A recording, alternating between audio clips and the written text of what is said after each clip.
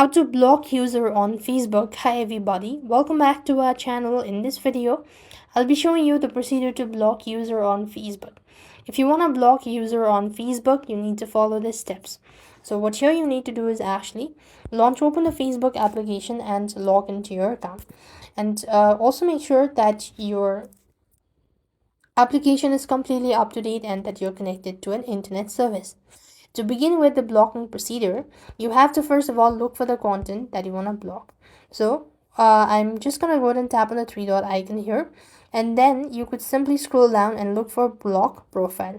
So if you want to block this person, you could go and tap on it, confirm it. So, and likewise, if you're unable to find the content right on this page, then you simply want to go ahead and make sure to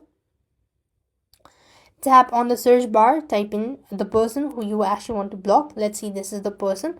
Tap the three dot icon, and then you have these block section, right? You could go ahead and click on the confirm button, and this way you could block user on Facebook. I hope the video was helpful. Make sure to like, share and subscribe. Thank you for watching. See you in the next video.